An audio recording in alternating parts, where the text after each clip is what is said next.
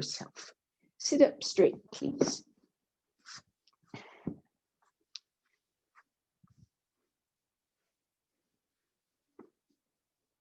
Sit high enough that you feel quite settled, easily settled on the thighs, the shins, the feet, the buttocks, the hips. 2 blankets, 3 blankets, bolster, chair. Be stable, be seated, be upright. Close your eyes. Relax the natural rhythm of your breathing.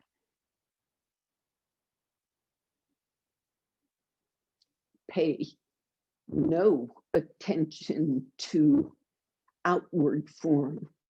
Pay only attention to this inward shape of the breath and allow it to take its own shape.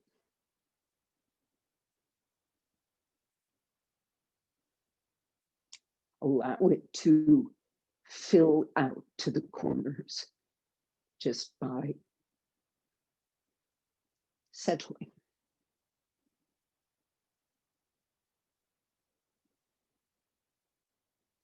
Now,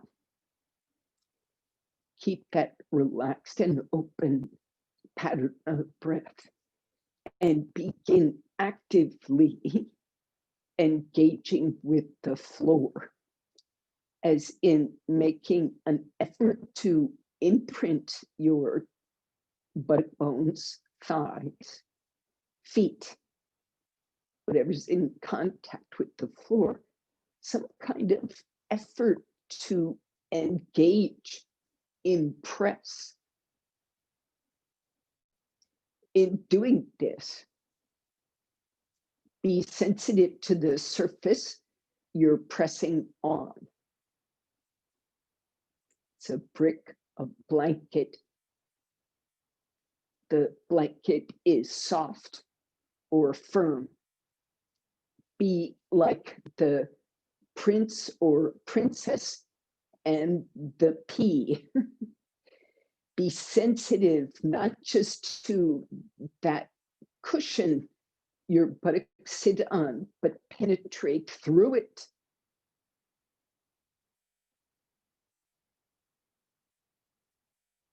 Use the radar, ground penetrating radar, penetrate.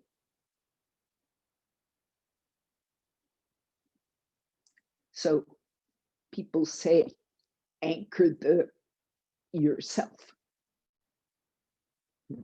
root yourself. This is a same process.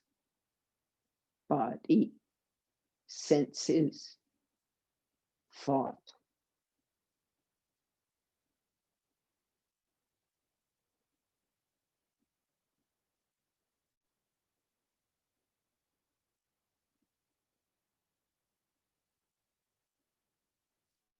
Now, away from that, lengthen upward.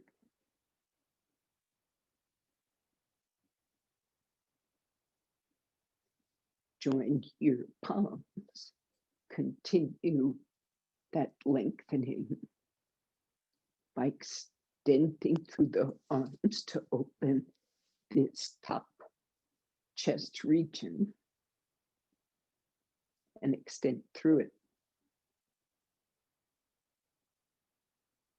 Keep the breath connected in this way. Pay homage to this practice. Pay homage to the lineage of teachers, reaching all the way back to that root teacher, Patanjali, and beyond him to the most ancient sages.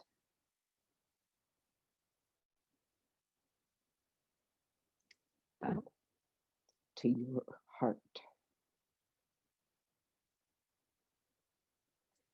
Release your hands. Raise your head and open your eyes. Now, with the same attention that you have paid to sitting, stretch your legs straight. If you need to sit higher, do that, because the instruction is the same. You want to ground, press into, imprint into ground penetrating radar. Try to read the floor. So you're not just pushing like mad. It's not just a forceful act of shoving against the floor. It is a much more integrated act. You want to imprint and penetrate with the senses.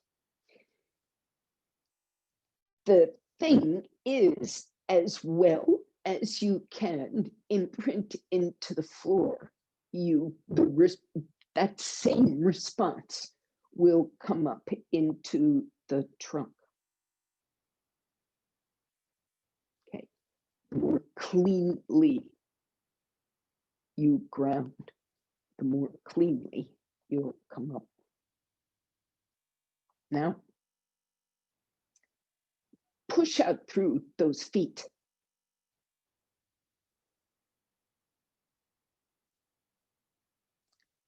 Relax, stand up.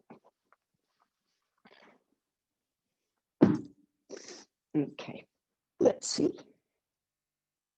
Actually, let's change position. Can you shift to Virasana, or Virasana would have the feet apart, and you might sit on a brick. Vajrasana is sitting on your heels, legs together. Take care of your personal knees in this position. Add the support that makes sense, that helps you, that helps you stay in this pose for a little while. So set yourself up, be careful, take care. Now, shins on the floor, feet on the floor. Thighs down, buttocks down. Let go this breath. In the effort to do things, there is in each of us a characteristic breathing pattern. Not always a healthy one, sometimes very healthy. Observe. As you continue this pressure through the feet, stretching through the feet, settling the thighs, buttocks. Observe the shape and penetration of the breath. You are looking for complete connectivity.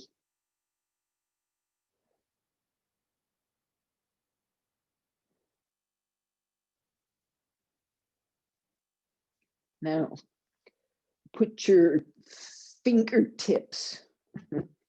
You can even separate your knees if you want to, making your thighs parallel.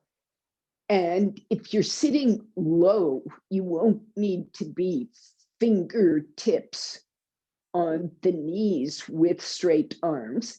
It's your arms are long, your palms can be on the knees. But if you sit high, your arms are gonna seem short, is what I'm saying. Nevertheless, press down in order to lift the trunk up. So not just the shins, feet, thighs, buttocks going down now, but these arms are going down. Keep breathing. Keep searching for a penetrating breath.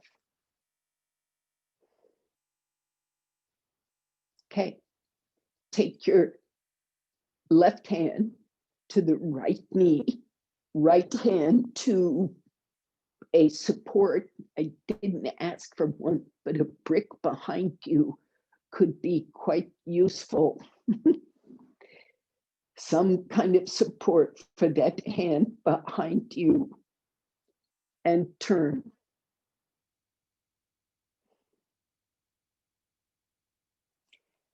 Now we say keep the pelvis grounded, the lower body stable, and turn the ribs, come out.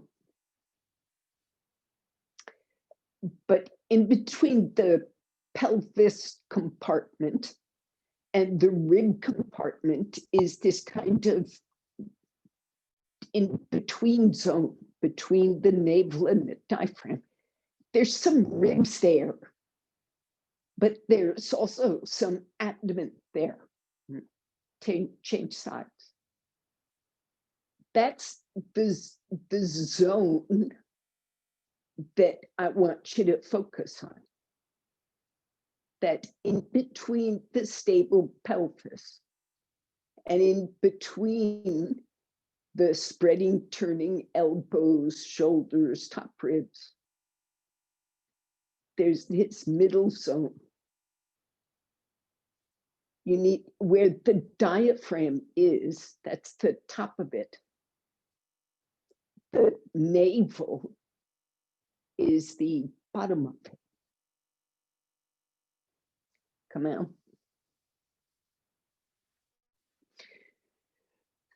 Okay, so keep stretching through those legs. If you need to sort of adjust anything, please do.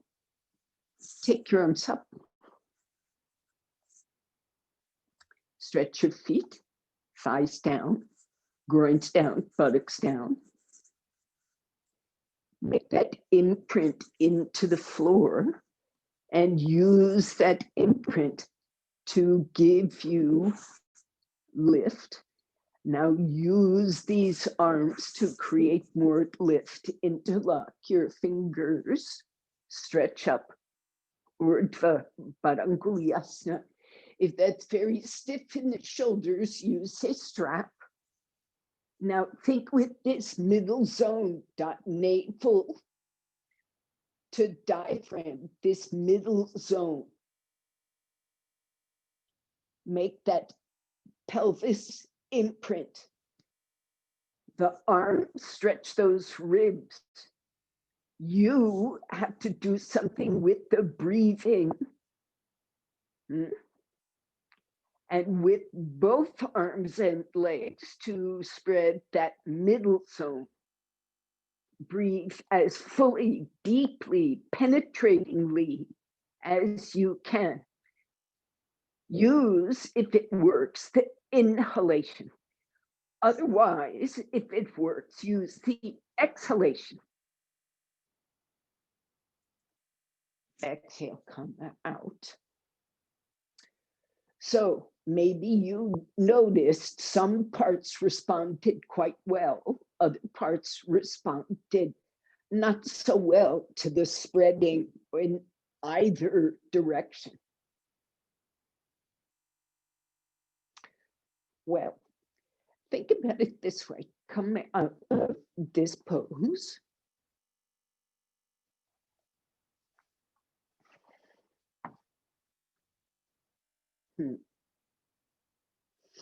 Stand, Tadasana, for a moment.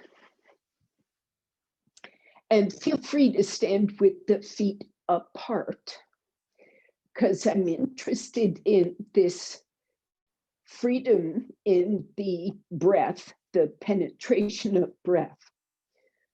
So standing up like this,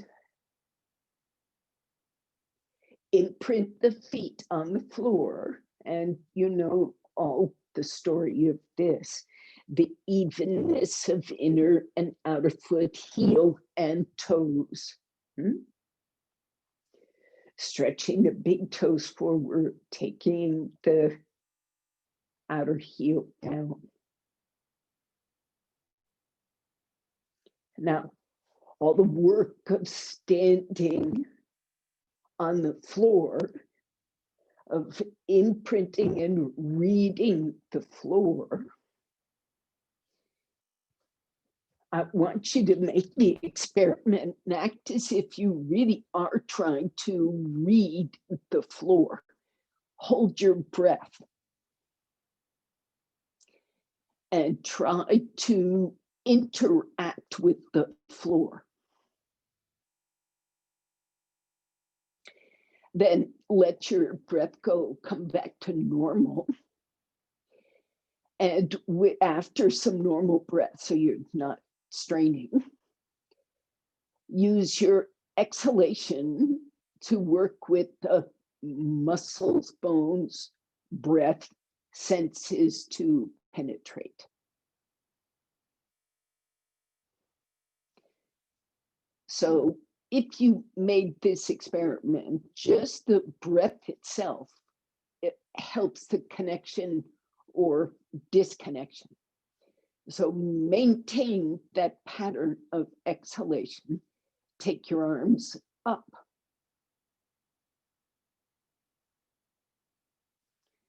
Okay, so the pelvic section, interacting with the breath, the legs on down to the floor. And that middle band is getting influenced by the grounding, like the kidneys can feel that gravity, that draw, that release. And you can also feel the upward stretch of the arms. Go ahead, interlock the fingers so it's easier in the arms. You can take that second interlock while you're at it and pull up, so the arms are pulling and interacting with the rib cage going upward. And that middle zone is being spread. Now keep feeling your back sides and front. That middle zone is connected to your spine. So you could think of what you're doing is working on both this middle body in front, but also this spine in back, going up into the chest, going down to the floor. Exhale, come out. Take Adho Mukha Svanasana. Start on the hands and knees and imprint those hands, and the breath in the chest has to open and penetrate outward from the mind, likewise coming up off your feet. That exhalation has to go toward the floor. Read the floor and stretch up away from it. Now those thighs pull back and draw the pelvis away from the trunk, and the arms push forward and very easily help you stretch the ribs away from the floor. So you get that zone in between that has to be drawn in both directions. Spread that middle rib cage. What would happen if you wiggled your feet 2 more inches away from your hands? If you backed your feet up away from your hands, I don't mean raise the heels, I mean lengthen the whole pose. And when you do, it opens up space in the trunk. Can you use it to make more space in that middle zone? Breathe more intensively. I don't mean hyperventilate, but make the breath, as it were, sharper so it penetrates where you need it to go. Release, come out.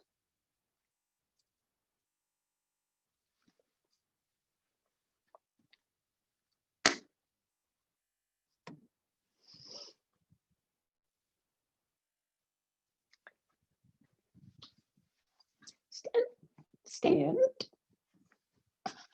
Take props, clear off props.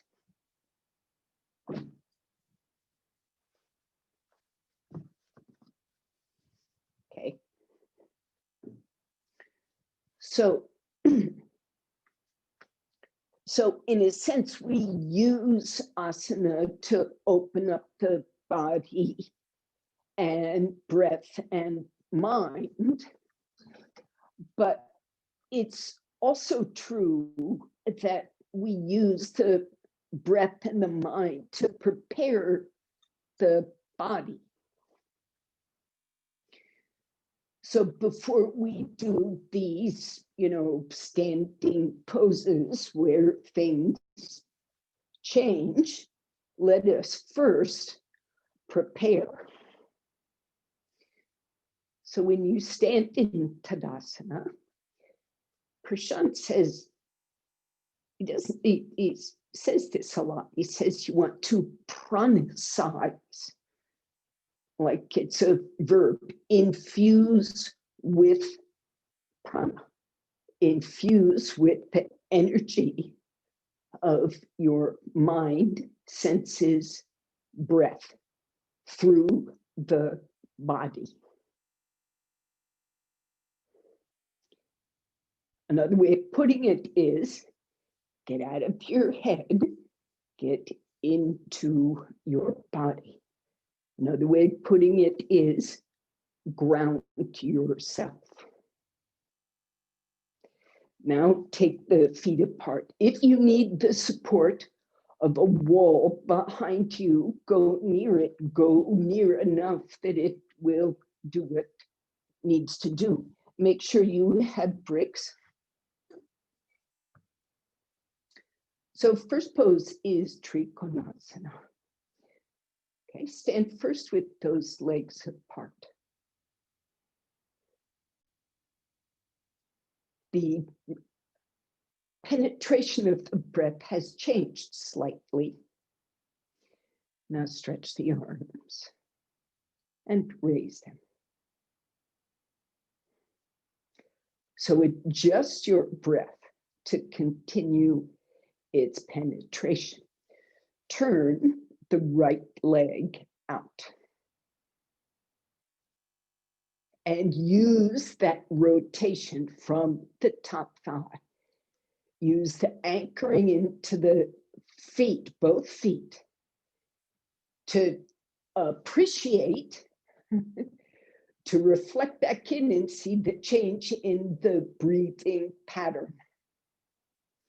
Now, press the feet into the floor, stretch the legs away, watch, don't harden the breath, pause to release that breath, and then exhaling, take your hand down, Trikonasana. Once the hand has secured the brick or the shin or the ankle, the floor, adjust your contact, your sense of grounding, penetrate that floor, and use that penetration to read the condition of the legs, trunk, arms, and open away from it. Keep that breath open, especially in that middle part navel to diaphragm. Inhaling, prepared to come up before you do it. Turn the feet, rest the arms. Okay. Stretch your arms.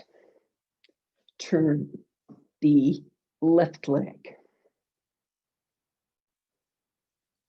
Let yourself recognize the change in breath, the actual increase in space for the breath. Press the feet, read through that floor, and we say exhaling, but we actually mean anchor those senses in the ground.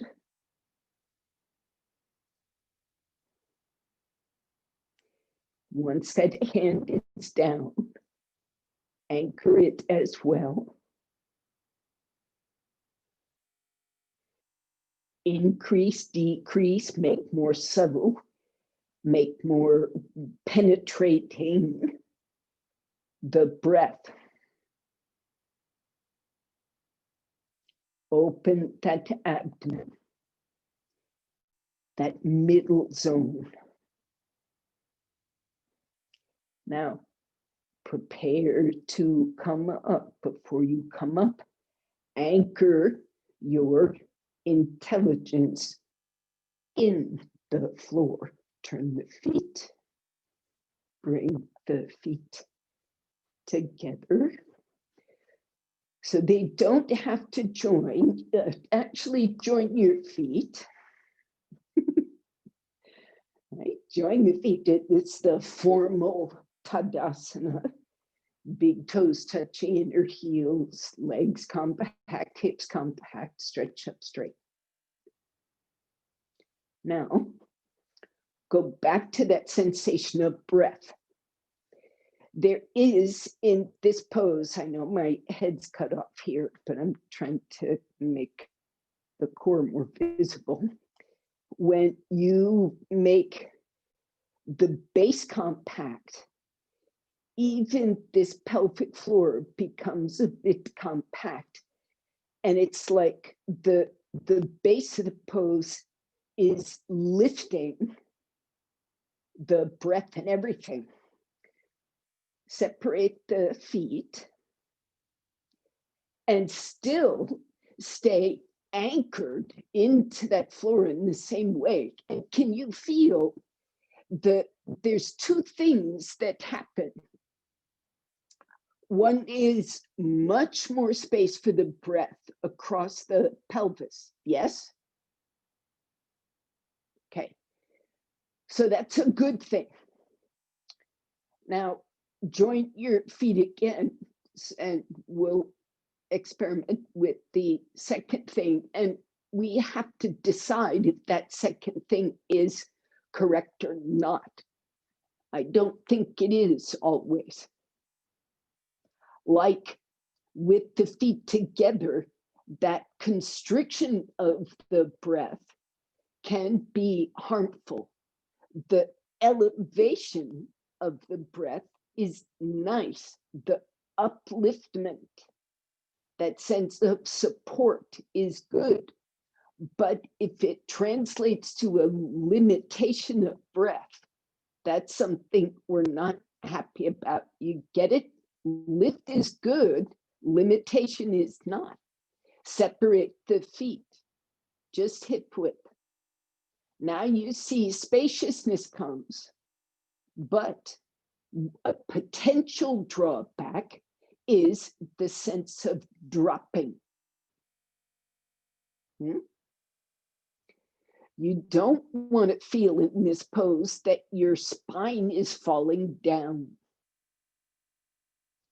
You want the room for the breath, but you want the upliftment of the structure.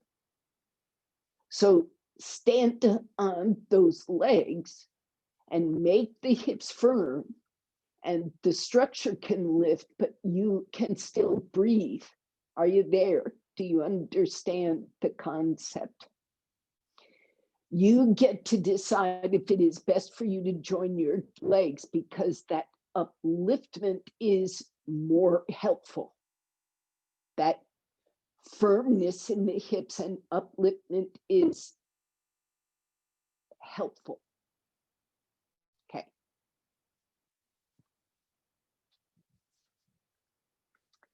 With support, without support, vrikshasana. I take support. Right foot comes up. The right heel is placed. So in this movement, I hold on to something. But now I go about this anchoring, penetrating,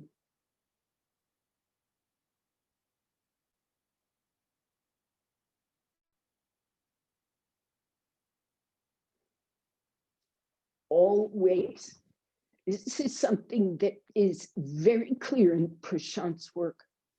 He says, we say something like, place your foot, inhale, raise the arms, like the breathing happens here and there. There's certain places where the breath is useful. The truth is, for everything, there is a breathing pattern. For everything. And there's a useful breathing pattern, and there's a way of obstructing. There's an infinite number of ways of obstructing the breathing pattern. Okay. Knees down, press the heel. Your right foot has a ground against the left thigh, as much as the left foot has a ground in the floor. Read the floor through both feet. Breathe into both hip sockets. Lift equally both sides of this diaphragm, this middle zone. Remember, it is connected in the back to the spine. The diaphragm is anchored to the spine right in this zone. So the breathing and the spine are just totally connected here. The entire spine. So if you're taking your arms up, go and have a look at the kidneys. You want to make it so that the kidney is not gripped by those back muscles. Spread the back muscles around that kidney, lengthen and spread, and breathe. And release, then come out. One thing at a time. Leg first, arm first. One thing at a time. There's a breath in each action. Don't obstruct it. Feet together, feet apart. You know, when you do these poses, the breathing pattern changes within our bodies, and it may be that what felt obstructed earlier feels less obstructed later. Second side, left foot comes up.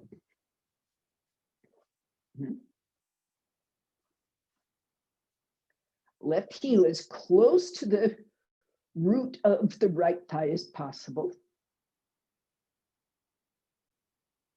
Now let go the breath and start anchoring into the ground. Both legs.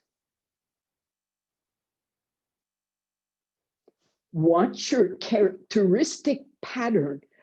A lot of us, when we start to make an effort, the breath also grips instead of letting the breath go and using the breath, that exhalation, to push the effort.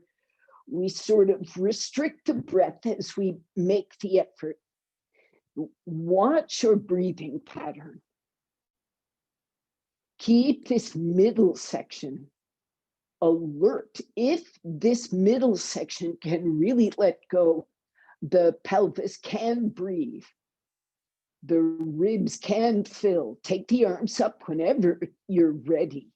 And as you're ready, interlock your fingers or thumbs. Do what helps you.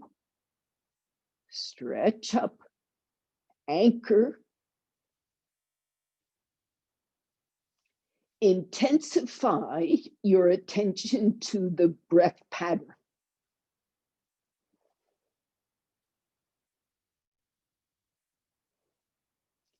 And one thing at a time, release, come out.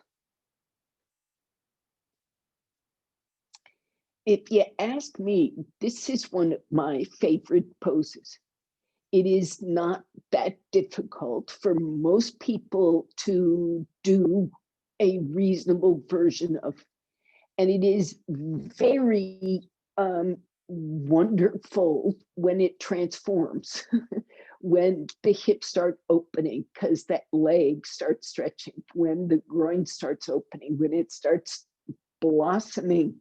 It's a lovely pose.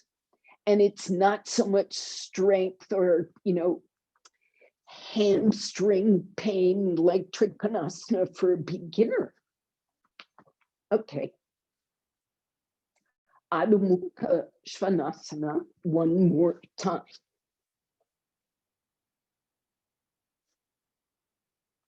Even on the hands and knees, some of us begin restricting the breath. Like we heave this big inhale and then hold the breath as you come off the knees. What's that about? Or you just grip the shoulders, so even though you're breathing, it's just like stuck somewhere. So watch where that breath is stuck and unstick it as soon as you can.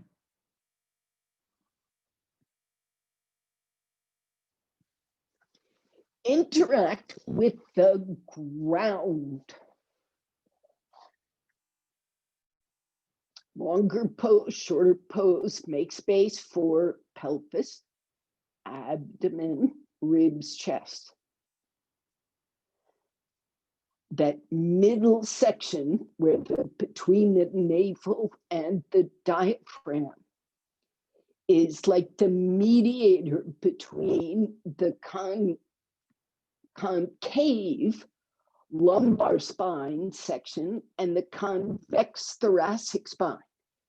It's the intermediate point where the curves change direction. So it's kind of key that way in terms of support. It's also key because of the diaphragm attachment that just can't be emphasized enough.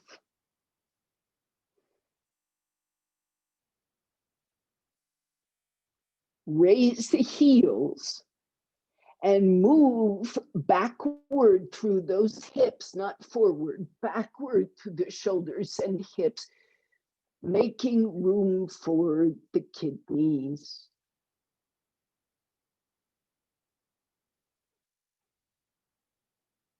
Release, come out.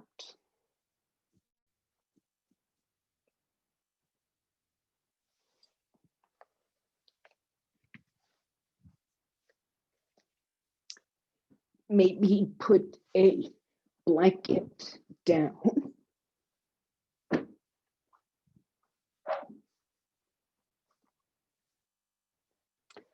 And let's see.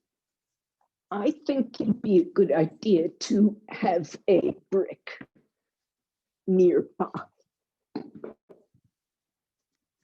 Okay, so this is Parigasana, gate latch. So it's like Trikonasana, but there's a much bigger stretch along the sides of the trunk. So we're going to do as much as can be done. The right leg goes off to the side, and it's sort of like Vrikshasana here.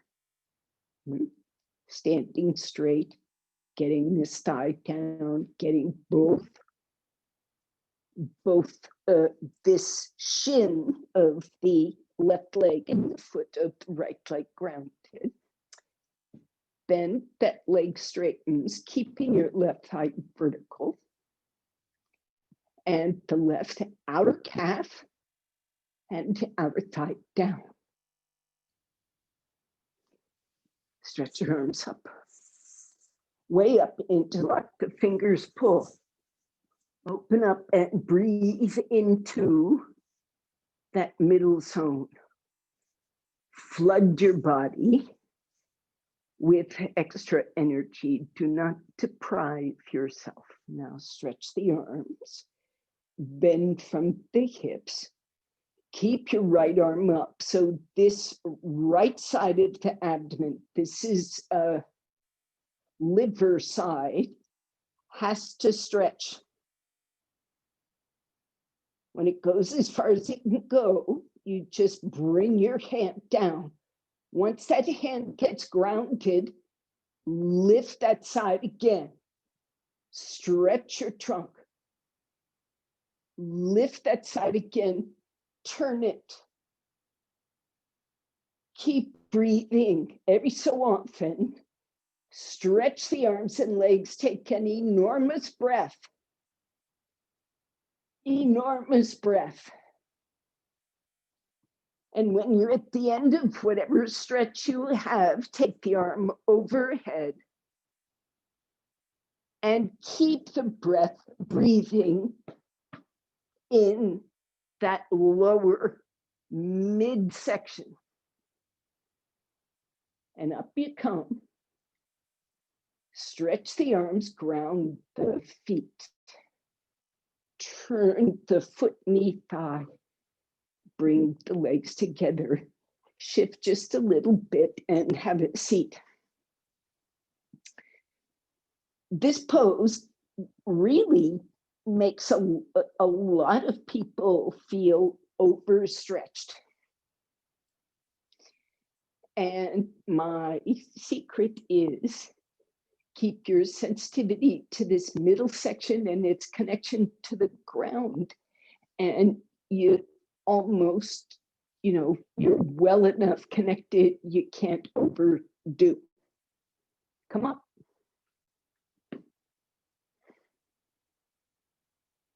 Where's your breath? Is it in the kidneys? Do you have breathable kidneys? Right? This middle zone is connected to that spine. Are you gripping that spine? Take your left leg to the side. Vertical shin, vertical thigh. Vrikshasana. Feel whatever is happening. Little breathing pattern changes. Keep going. If the shape changes, right, this area right in here, front or back, gets more restricted to the breath somehow, more restriction. Doesn't mean the breath can't penetrate. Now stretch the leg. You change the shape. You've changed the way the energy moves, but the fact remains the energy should move. Keep it moving. Stretch your arms up. Up. Reach out through that leg. Ground through the feet. Penetrate that breath. Go back to those kidneys. Stretch, then the arms come out. and the breath pattern changes. And you bend, keep the ground stretch, lifting that left side. So you open. Now it's the stomach side. And the hand comes down to the shin. The top arm reaches away. This arm reaches for the ground. Legs reach. Study that breath. Penetrate that breath. Use your exhalation. As the body opens, you may slide farther. Open that trunk. When you're at the end of your personal movement, take the arm over by the ear. Keep breathing. Keep penetrating to that restricted place. And inhale, come up. Keep the ground through those feet. Turn the knee, shin, foot, hip, and come in. And have a seat.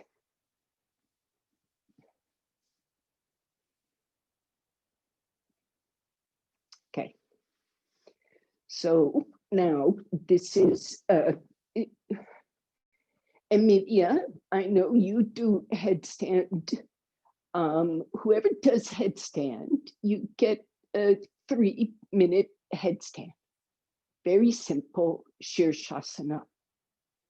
At the wall, in the room, as you wish.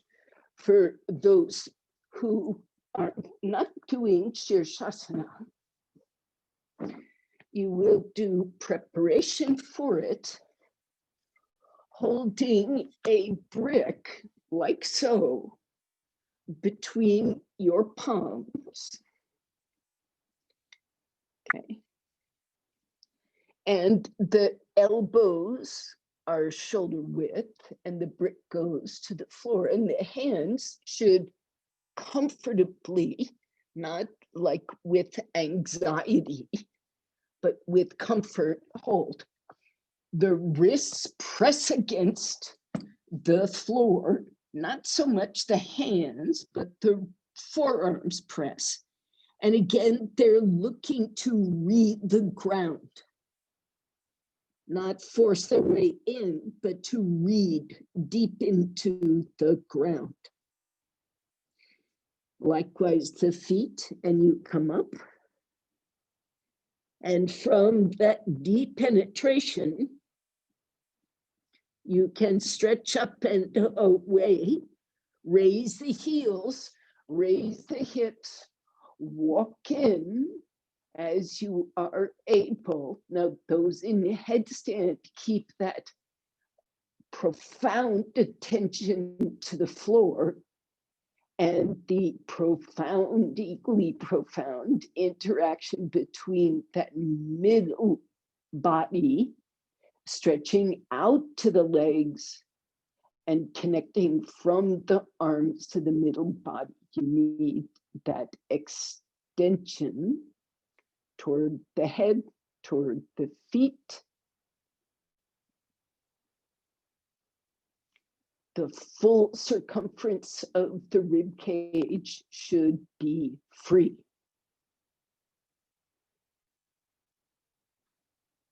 And you stretch from there.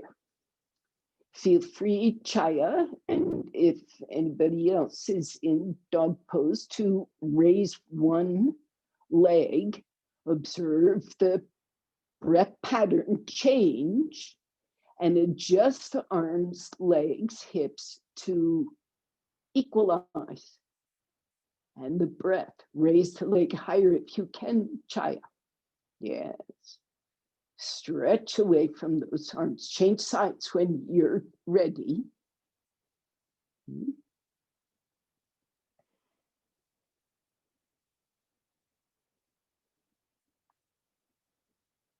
So there is a muscle pattern change. There is a breath pattern change.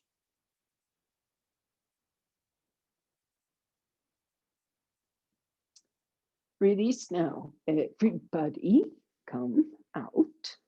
Not sure if it's 3 minutes, but close enough.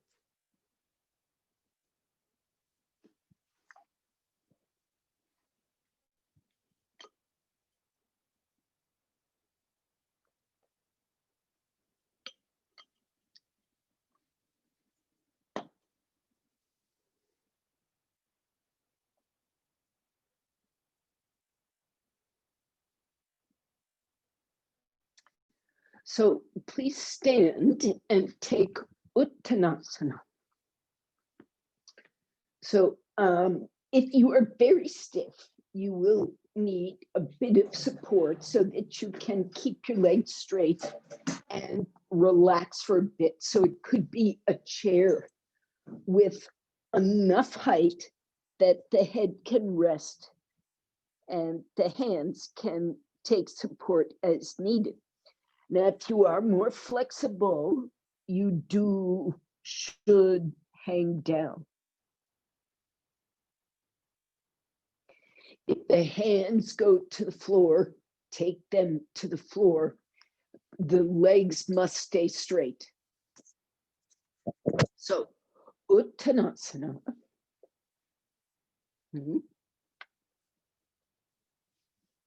Now, penetrate the ground through not just the feet, but the shins, knees, thighs.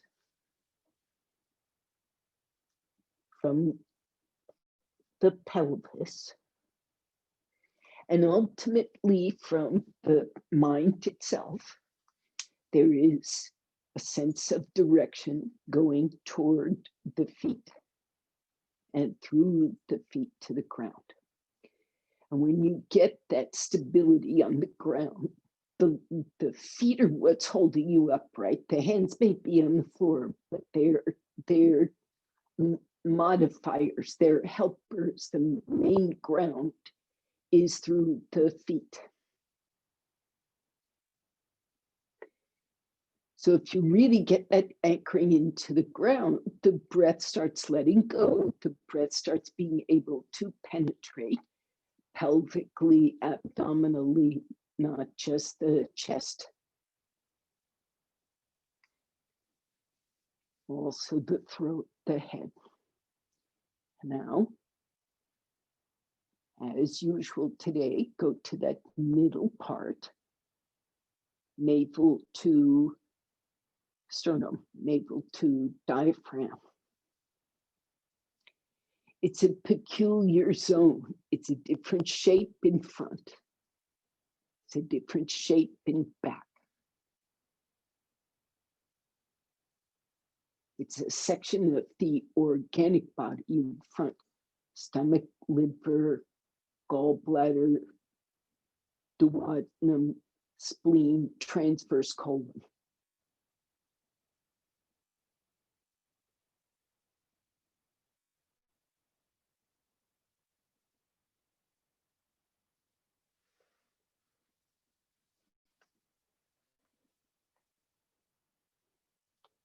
So it's really, studded with the organs of different density and shape.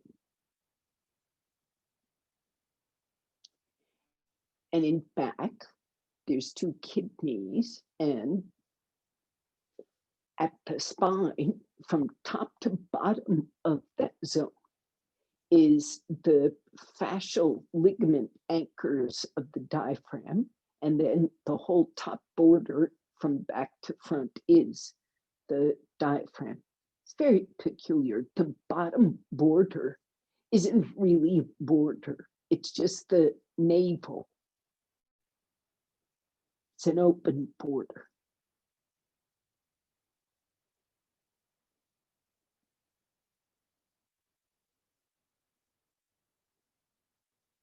Breathe it.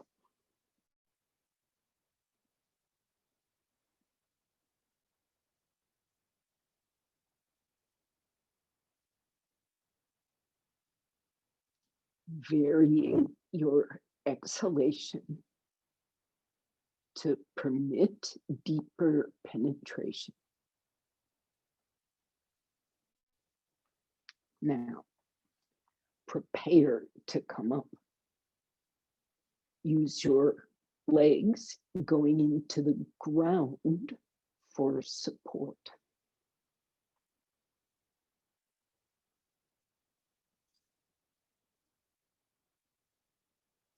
Then come sit on the floor or on blankets. Blankets work. Upavishta Konasana.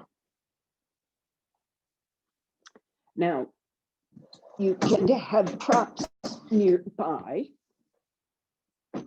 because we're going to, and you could have a strap so you could catch one foot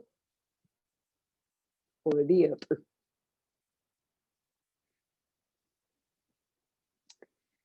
This is your flexibility, blankets, straps. And if there is considerable stiffness, sometimes bricks can help, just as something to press on to create extra lift of, guess what, this middle zone, extra space in this middle zone. So sit in your Upavishta Konasana, seated ankle, and go for reading through the ground, ground penetrating radar.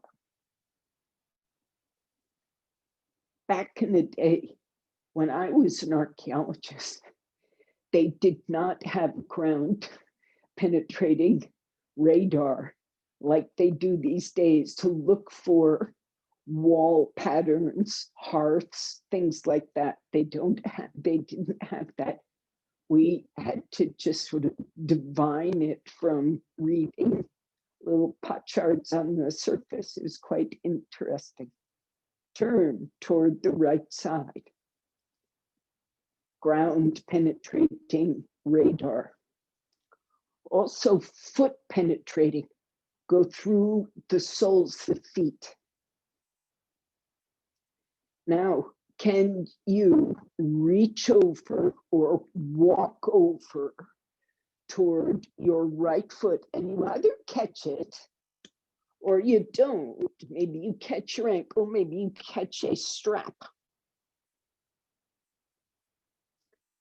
Kind of like the idea of catching a strap around the foot, because if you can see, I hope I'm in the camera range here. If I've got my hand or my foot like this, watch this line, okay? That left line from the left hip, left leg out to my right foot. When I push my right foot, that whole line gets stretched.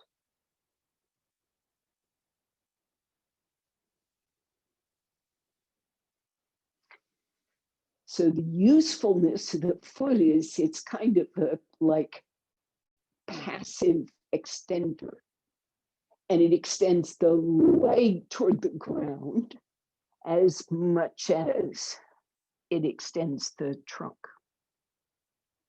Now keep your attention on the breath in the less stretchy side. Catch with two hands. Come up for a second. Let's just do this on the other side. We'll do it once more and you will take support. Now we're just doing the stretchy part. Okay, turn left, read the ground, stretch through the feet, release that breath, especially across the diaphragm, and start walking out, crawling out, reaching out, strap or hand catching the left foot. So at first your toes reach back toward you and you get a good grip on the foot. Now release the breath, go back to the ground, and inhaling, open that rib cage up away from the hips. And as you exhale, lengthen through those ribs. Now catch with 2 hands. Take the same action. Breathe into all those compartments, paying a special attention to removing any restrictions in that middle zone. And come up. Now you get a bolster or a chair and a bolster. You get whatever you need in place so that when you go through this again, and maybe you can take the steps faster, but you still take all those steps. Don't get here before you start thinking about your middle section, right? Think about it the whole way. And as you come forward, when your head finally does come to rest,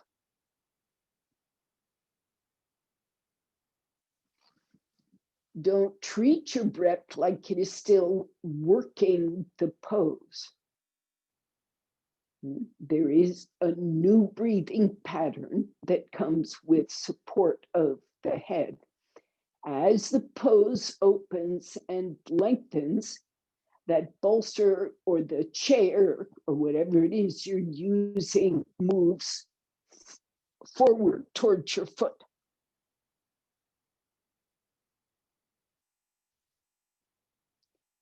Middle body, spine. Top to bottom spine, middle body. Breathing with respect to both. Now, please come up slowly. Prepare. Use the ground to prepare. Come up. Shift your props. Learn from what just happened. If you need more support, take it. If your feet need to get a tad closer together, because that was just too much on the grunt, you make your adjustments. And then you go back to the breath work and the observation and this middle zone. And as you turn, the middle zone needs watching. And as you reach both sides of that middle zone, bear watching. Use your exhalations to revolve the trunk. Use your inhalations and exhalations to restore the contact. And exhaling, you come forward. As you come forward, there is a breathing pattern. As your head comes to rest, the pattern can change as your legs recover their stretch. As the hips, sacroiliac, as each thing adjusts its interaction, the breath adjusts its interaction.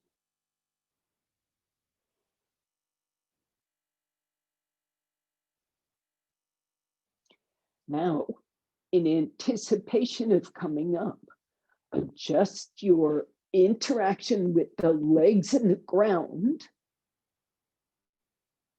which is going to change your breathing. Inhale, come up.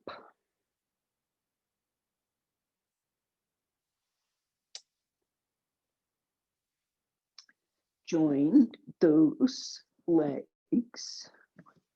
You got your bolster.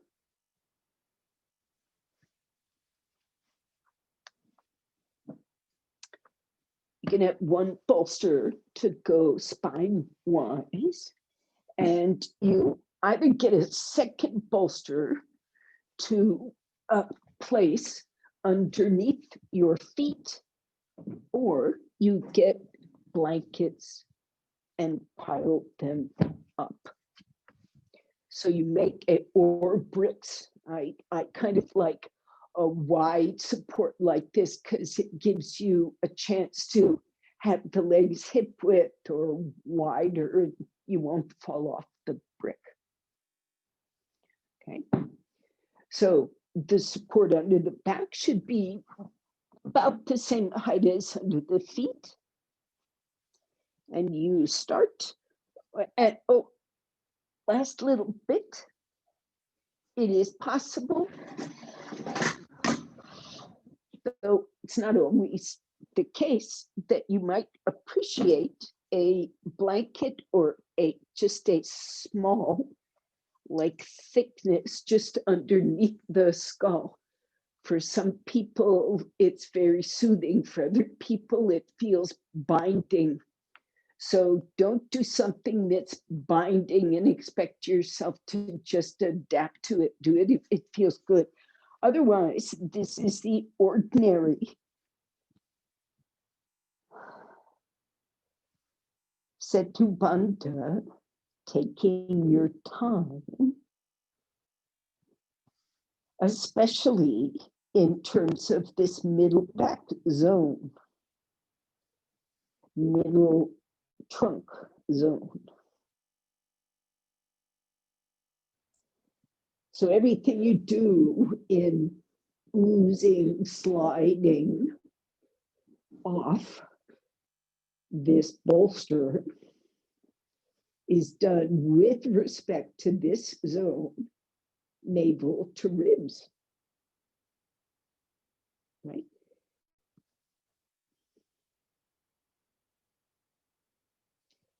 That's actually, navel to ribs is actually the main bending part of this pose. The sternum, because it's one single solid bone, that restricts the amount of movement the upper rib cage can make. The pelvis and lumbars are extended, straight, long. So the part that's really expanding is this middle place that we've been after. And we're still after it. Not with force, though.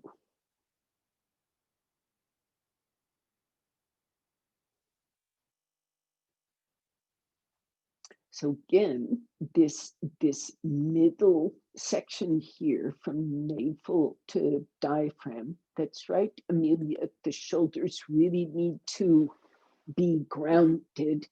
So if you've added that extra blanket, if it is in any way incorrect, the shoulders will stay light. So you need those shoulders to be down.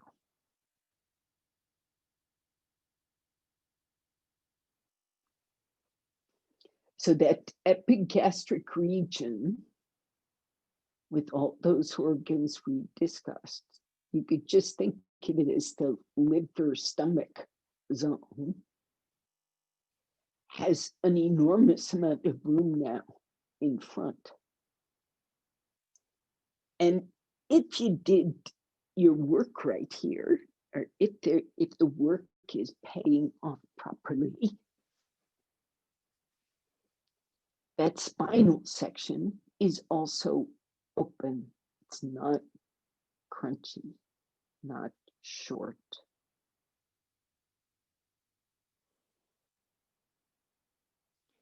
That region right around the kidneys should be able to laterally breathe.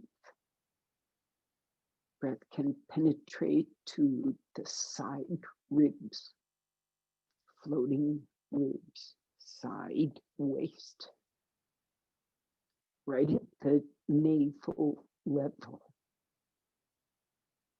Can that upper lumbar spread.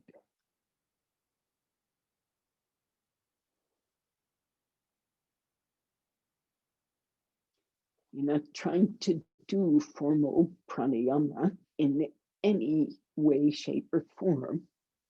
You are just working on the interaction between the breath and this part of the body.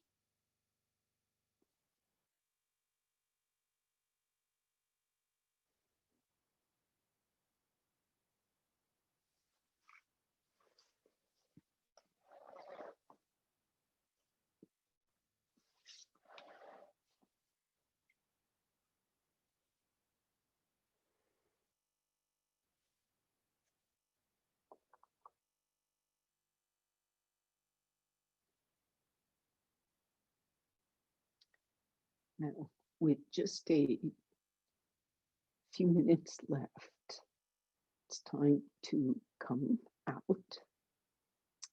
So please bend your knees.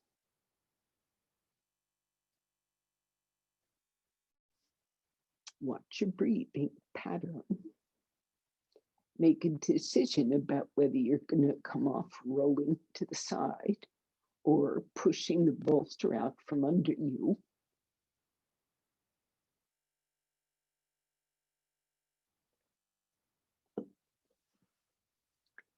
And come out lying flat. You can rest your calves or thighs or cross legs on that bolster.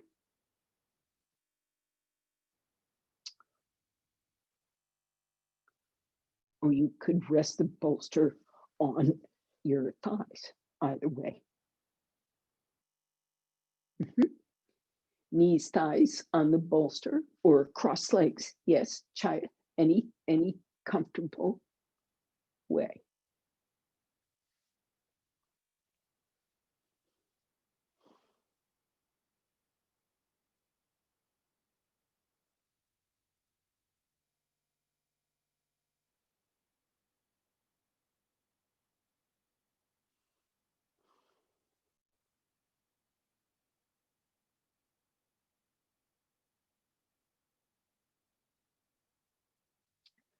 So of those, I see most of you are lying with the legs supported on top of the bolster instead of the bolster on the legs. So let me ask, I know it's 5:15, technically the end of class, but let me ask Emilia to change poses and put that bolster under the thighs. I do not know what Vidya is doing, but you do as you wish. Now, within this position, the spine is the low part, and that epigastric region, navel to diaphragm, is no longer prominent in front.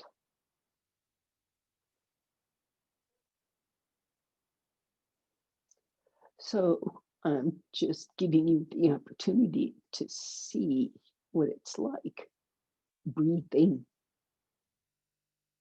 with the back being kind of the anchor point. So with the legs elevated and the spine down, it's easy to become spine-minded.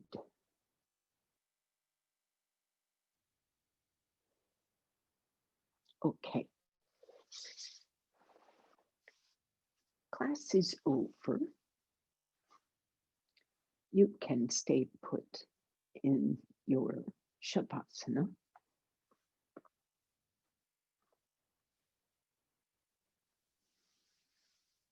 And I'm going to